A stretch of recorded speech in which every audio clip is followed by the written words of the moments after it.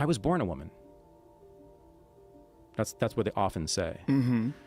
What I'm saying is, no one was born anything.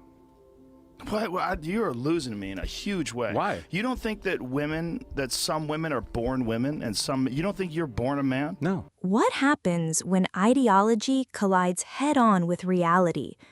On one side, you've got a college professor insisting that nobody is born anything, that biology is nothing but a social construct. On the other, you've got Joe Rogan, a man who has zero patience for mental gymnastics and even less for academic word games.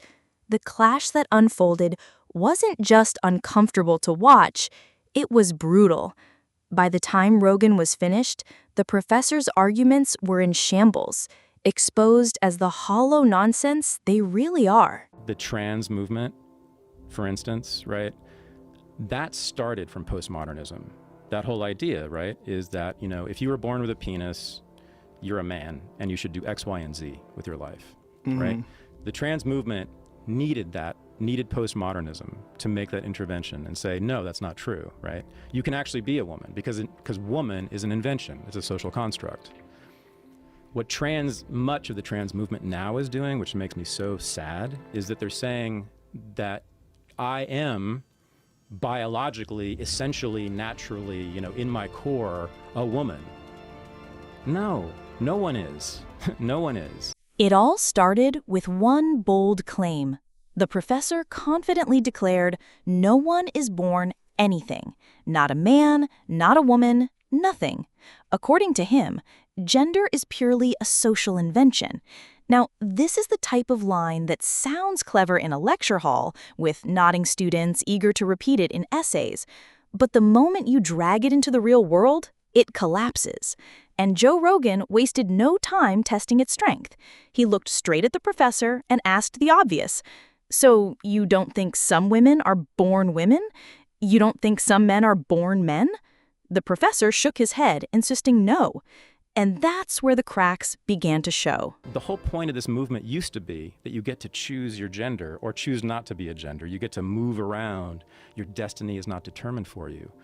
What a lot of the trans movement now is doing is a good word, reifying. They're making these ideas, these abstractions real again. They're making these claims that are similar to Sam Harris's claims and to old racist claims and to old sexist claims, that if you're born a particular way biologically, this is who you are, right? Because you've heard a lot of trans people say this, right?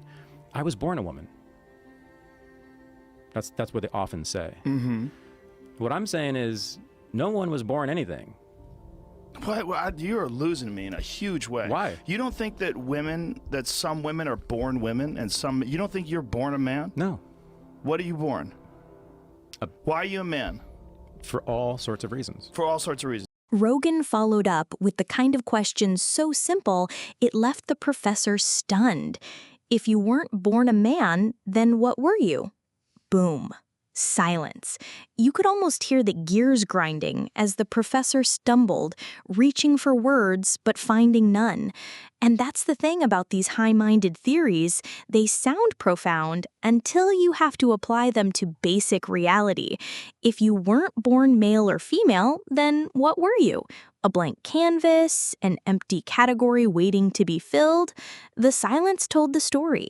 Ideology had no answer, and Rogan knew it. What are you born? Why are you a man? For all sorts of reasons. For all sorts of reasons. Yeah. None of them being Well, biological. we just decided. None of them being the XY chromosome. None of them being you have testicles. None of them being you have a penis. None of them being the fact that you generally gravitate towards male activities like boxing, kickboxing, aggressive things. We just went through this whole thing. No, you didn't. Yoel Romero and Andy Dick. Yeah, but you. Why are they both men? But you. Yeah. You're a man. Yeah. Right? We're not talking about the broad spectrum of masculine behavior. We're talking about no one is born a man. You're not born a man. I'm not born a man. I'm saying that no. I think we're getting silly. This is where Rogan really went in. He cut past the word games and pointed straight to the basics: chromosomes, reproductive organs, and physical traits. None of them matter, Rogan asked. Not the XY chromosome, not the ability to impregnate or give birth, not the physical differences that are obvious to anyone with eyes. The professor tried to dodge, claiming that using biology as a baseline was too limiting. But that's not how the world works. Biology isn't a suggestion. It's the foundation of life. Rogan reminded him that exceptions don't erase categories. Sure, some men are infertile. That doesn't mean man stops existing as a biological category. Just like someone born without eyesight doesn't erase the reality of sight itself. Exceptions prove the rule, and that simple truth cut right through the fog of ideology. I think it's the category of man becomes meaningless. Does it? Yeah, we just did this, man. No, we didn't. We definitely didn't do Yoel this. Romero and Andy Dick are both It's a put in- broad category. The lines so get blurry broad. at the ends of the spectrum, and I think they cross over. The male-female lines do cross over when you get to that Kenyan runner and Andy Dick. Yeah, but that's I'm You saying do. it's so broad that it becomes to me pretty damn meaningless. Well, the numbers are incredibly small at those crossover marks. You're talking about a very, very small percentage of the population. Neither Andy Dick nor Yoel Romero are trans people, right? Andy might be. They are so different, though, physically in every way. Okay, yeah. But we both put them in this silly category called man. What the hell does that mean anymore? Andy has children. He made does that them. mean anymore? He impregnated different women and got babies There's a from lot them. of people called men who don't and can't. Okay, yeah, Can't. but that's rare. But the professor wasn't giving up. He tried a new angle, comparing men who can't impregnate women to the concept of race. His example? Sickle cell anemia. He claimed that if people use sickle cell to define race, then infertility should erase the idea of male biology. The comparison was a disaster. For one, sickle cell affects millions worldwide, while infertility impacts a much smaller fraction of men. More importantly, Black people aren't some rare statistical glitch. They make up an entire continent.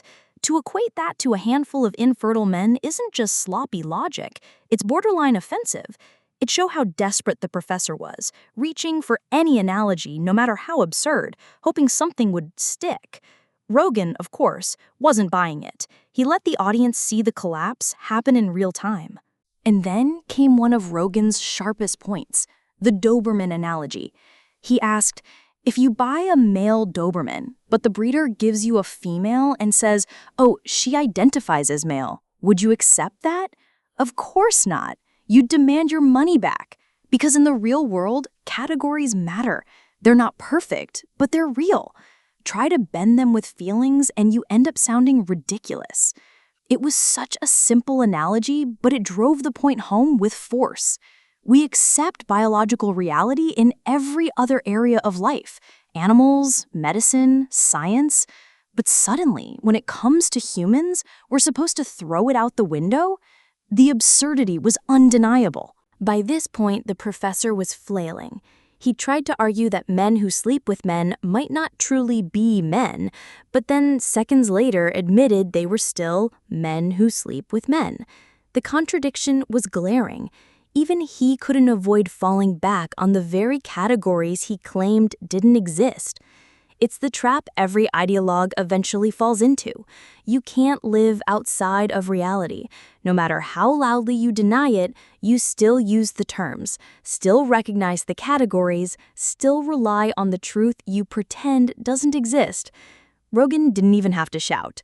The professor's own words betrayed him. At this stage, it was over. The professor was tangled in his own contradictions, tripping over arguments that made less and less sense as the conversation went on. Rogan didn't need to bulldoze him. He just kept asking clear, simple questions, and each one exposed a new crack. Biology isn't optional. It isn't a matter of opinion. And when ideology tries to erase it, reality always pushes back. Watching the exchange, you could see the entire argument unravel, a perfect example of what happens when feelings clash with facts. By the end, Rogan had shown exactly why these kinds of theories fall apart under pressure. They may thrive in classrooms and echo chambers, but in the real world, they don't stand a chance. And that's what makes this conversation so powerful. It wasn't just about one professor or one podcast. It was about the bigger picture. Why our universities are teaching confusion instead of clarity. why ideology is being elevated above truth, and why more people need to be willing to ask the simple questions. Because sometimes one sharp question can cut through an entire ideology, and that's what happened here. The only question left is, if the truth is this easy to expose, why are so many still afraid to say it out loud?